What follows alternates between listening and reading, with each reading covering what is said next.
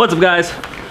Sorry if you thought you were actually gonna watch a fishing video filmed by a goose. That would be kind of weird. And also sorry if you guys are deaf after that. But today we're gonna be talking about something cool, and that is my bass fishing rod and reel arsenal. So I've got it all lined up here, and I've got these things in no certain order. We're just gonna go straight through it. I do have spinning separated from bait casting, so we're gonna get started with my spinning rods and reels. And yeah, let's get right into it. Let's kick this off. All right, these two are actually twins. These are 7-foot medium light St. Croix Triumphs. The rods, like I said, 7-foot medium light, and on there is a Pflueger Tryon 30 sized reels. These reels are pretty good for the price. They're only like 40 bucks, I think, 50 maybe, depending on where you buy them. But you guys, if you're looking for a cheap spinning reel, these are actually a really nice reel. They hold up a long time if you take care of them. But that is my kind of finesse approach. One of them, obviously all my spinning reels are kind of more finesse centered, and those ones I use a lot for drop shot, wacky rig, and things like that. As you can see on here, I have walleye stuff on there with just a jig and like minnow on there, but they do work for finesse bass fishing and stuff, and are kind of a good all-around multi-species combo. This one is almost identical. This is a 7-foot St. Croix Triumph as well. However, this one is the medium action instead of the medium light, so it's a little bit stiffer, gonna give you a little bit less sensitivity, but a lot more backbone and stuff. This has the exact same reel on it, that Pflueger Tryon 30 size, and this one also has braid on it. The other one I have 8-pound fluorocarbon on for finesse fishing and stuff, but this one is actually going to be a 15-pound braid, good for more of your wacky rigging, your small weighted plastics and stuff like that. This is a 1/8 ounce Texas rig on here, so small stuff like that is really good with this one as well. Now the last spinning one here is going to be a little bit different. This is a Wright & McGill rod. It's actually a really nice rod. I wasn't sure, I've never really heard much about their rods. As you've probably seen, they make like the Skeet Reese rods and stuff, which are kind of weird with that yellow color. And this one is the Tony Roach walleye one, so I was kind of afraid getting something with someone's name would be kind of weird, but it is actually a really nice blank on it. And this is a 7-1 medium light, so also pretty finesse fishing one. On here I have the Shimano Stratic, the 2016 version, the CI4. I wish they made a 2000 size, but a 2500 is the best thing that I can get for what I like. And again, I've got 8-pound fluorocarbon on there. This one's good again for drop shotting and stuff. You can see I've got a popper on there right now. Don't ask why I have a popper on fluorocarbon. I know it's stupid. It was kind of a last minute deal. Now for the bait casting ones. As you probably saw in the spinning ones, I do spend a lot more money on the rods than the reels, even though I don't spend much money at all on the spinning combos besides that one with the Stratic on it. But with bait casting, you'll see that I'm kind of the opposite. Most of my money goes into the reel, and then I just throw it on kind of a junk rod that gets the job done. In my opinion, the reel does a lot more of the work. I know other guys will totally disagree. However, I prefer having fancy reels and stuff and have no problems with them and everything. You're not going to get backlashes and stuff having nicer reels and stuff, and overall it's just what I like to do. So with this one here, this is a 7-foot medium heavy rod. This is a number 8 Hellbent. It's only like a $50 rod, 50 or 60, but I think they actually discontinued it now. And this one is what I like to throw a lot of topwater on. I've got 12-pound fluorocarbon on there that, as you can see, I've got a Sammy on it as well, which this combo has caught a ton of fish, especially on the Sammy. And the reel is one of my favorite reels. This is the Daiwa T3 Ballistic. This is in a 6:3 to 1 gear ratio, which is an awesome gear ratio for the topwater and stuff, especially with treble hooks. And it's also cool because you have the old T-wing system, so the whole top of this reel flips up. And then I also added on there a extended handle. This is a 110mm handle from Japan, and it's an extra cool way.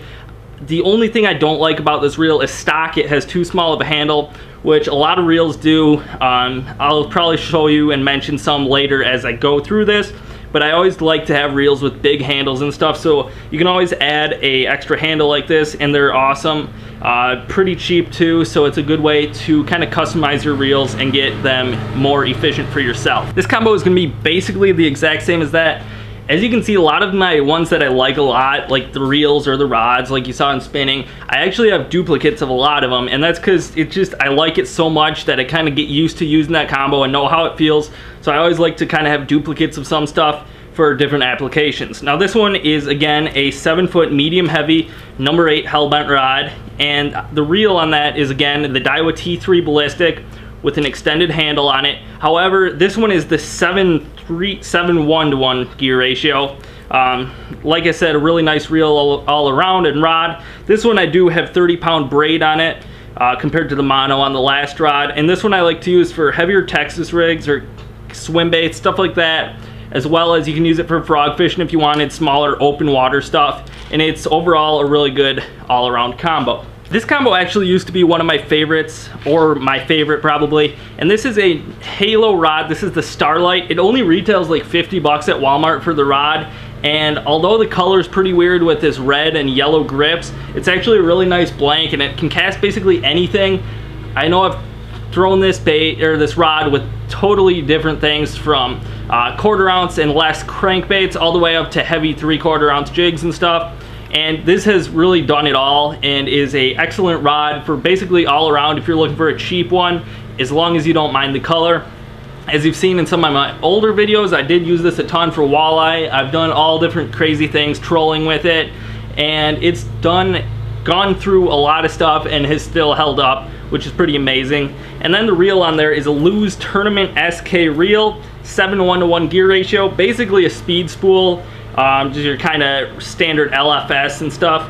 However, this was the Gander Mountain edition, I think, so it's that white one, and I think it was limited edition to Gander Mountain, which is now closed, so you can't really get it anymore. However, any speed spool is pretty much a good combo with this rod, and like I said, I can go cast anything from a 3/16, let's say, crankbait up to 3/4 ounce jig, and I've had a lot of success on this. I have that rigged up with 14-pound mono, and it's created a good all-around setup. You can always change the line and stuff as you need, as I have, but that's kind of a good cheap setup if you're looking for an intro to bait casting one. Now this is the exact same reel. You could also buy the reel as itself or as a combo. This one is the combo, the Tournament SK combo.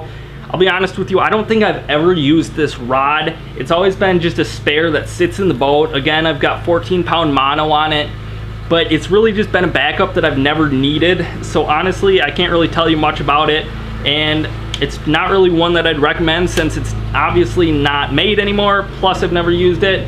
So basically, it's a spare that I don't really even throw. This is one of my newer ones. This is a Ductit Ghost rod. This is the 7.3 medium heavy action rod. Like I said, it's very new. I've only used it a few times. However, I have caught fish on it, and it's performed really nice. I love the long grip on this thing with the big foam handles, especially the round butt. And the rod itself is really nice for that like $100 price range. And then the reel on there is a Shimano Corrado. This is the 7:2 gear ratio. Also a reel that I've just purchased this year, so I haven't used a ton. However, I did have an issue with it. I bought one and the pinion gear was messed up, so I got a new one, and this one seems to cast awesome.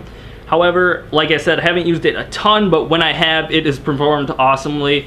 I have used this a lot with jigs and stuff. I have this rigged up with 17-pound mono for those jigs, mostly football jigs and stuff, as well as free swinging jig heads. As you can see here, I've got a Magnum Rage Bug on the back of that one.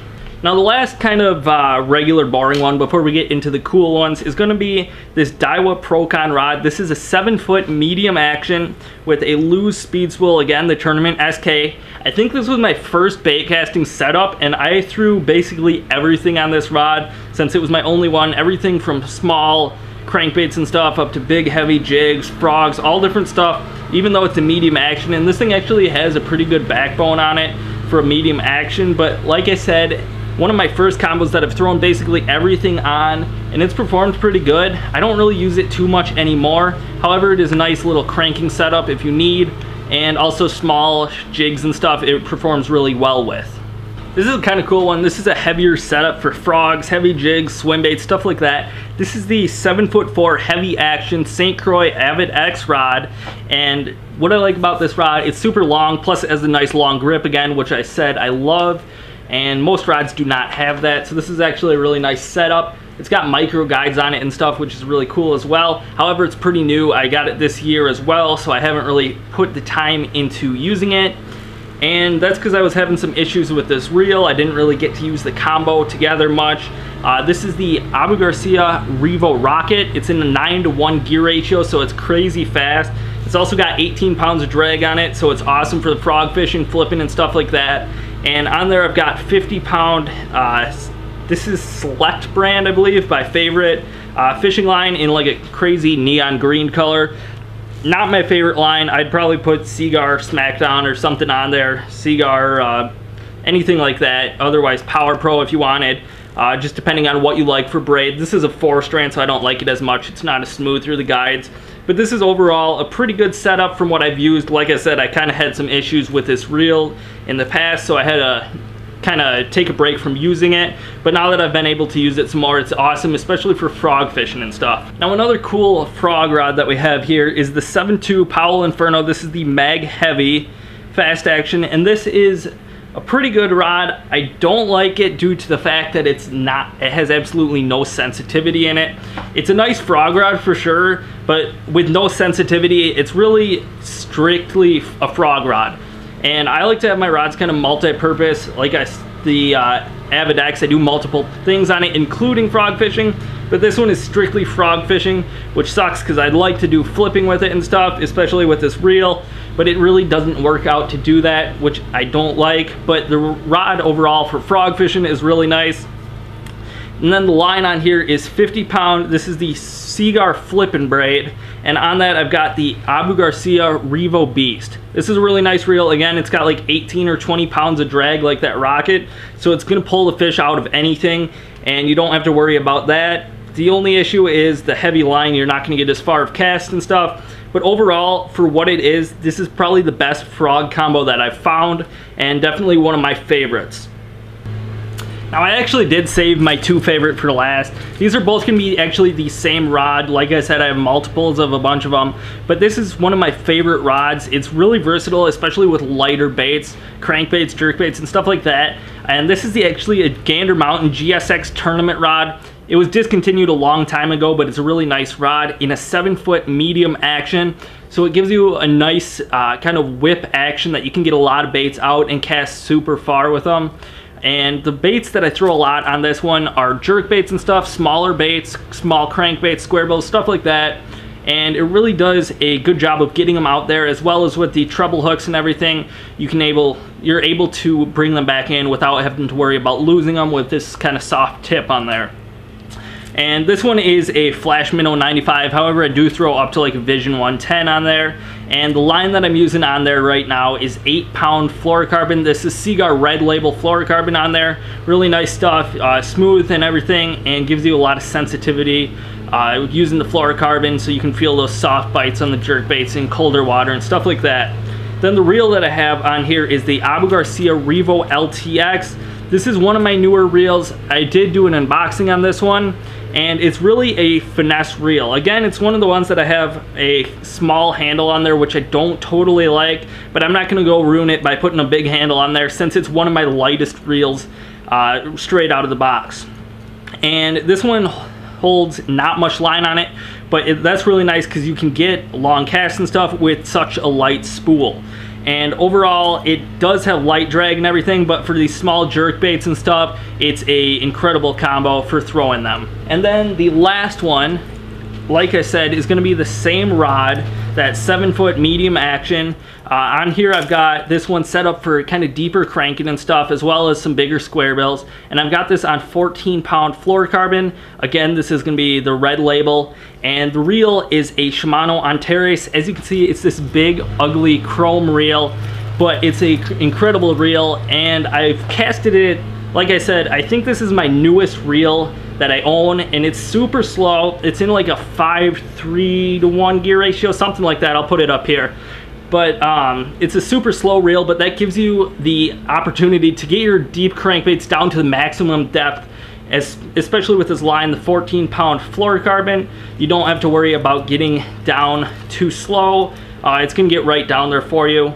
And this one has micro module gearing system in it as well, so it's the smoothest reel that I owned before.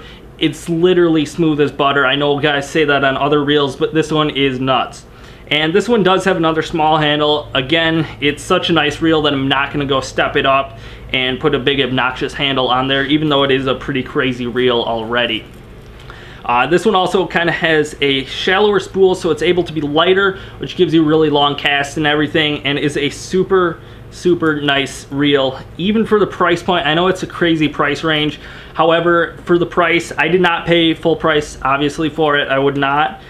I can't afford to. However, if you could afford to, I probably would. It is that nice of a reel, and definitely one that I'd recommend if you have the budget to afford this.